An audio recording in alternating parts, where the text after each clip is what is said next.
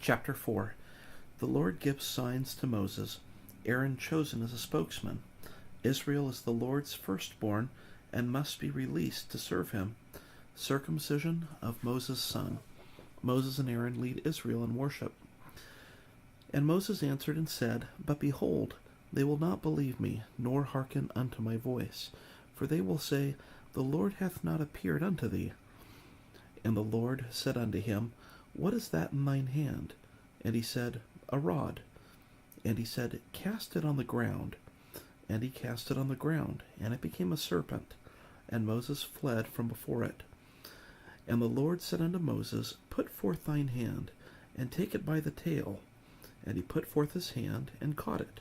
And it became a rod in his hand, that they may believe that the Lord God of their fathers, the God of Abraham, the God of Isaac, and the God of Jacob, hath appeared unto thee. And the Lord said furthermore unto him, Put now thine hand into thy bosom. And he put his hand into his bosom. And when he took it out, behold, his hand was leprous, as snow. And he said, Put thine hand into thy bosom again. And he put his hand into his bosom again, and plucked it out of his bosom, and behold, it was turned again as his other flesh. And it shall come to pass, if they will not believe thee, neither hearken to the voice of the first sign, that they will believe the voice of the latter sign. And it shall come to pass, if they will not believe also these two signs, neither hearken unto thy voice, that thou shalt take out of the water of the river, and pour it upon the dry land. And the water which thou takest out of the river shall become blood upon the dry land. And Moses said unto the Lord, O my Lord, I am not eloquent, neither heretofore, nor since thou hast spoken unto thy servant, but I am slow of speech, and of a slow tongue. And the Lord said unto him, Who hath made man's mouth?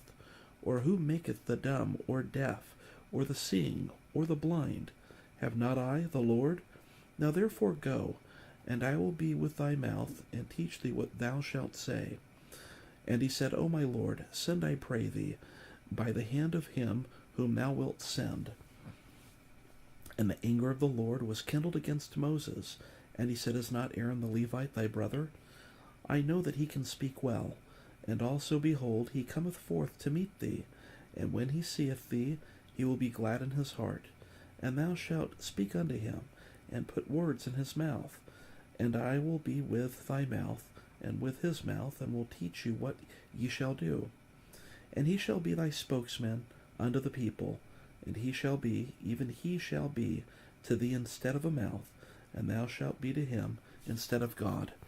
And thou shalt take this rod in thine hand, wherewith thou shalt do signs. And Moses went and returned to Jethro his father-in-law, and said unto him, Let me go, I pray thee, and return unto my brethren which are in Egypt, and see whether they be yet alive. And Jethro said to Moses, Go in peace. And the Lord said unto Moses in Midian, Go, return into Egypt, for all the men are dead which sought thy life. And Moses took his wife and his sons, and set them upon an ass, and he returned to the land of Egypt. And Moses took the rod of God in his hand. And the Lord said unto Moses, When thou goest to return into Egypt, see that thou do all those wonders before Pharaoh, which I have put in thine hand.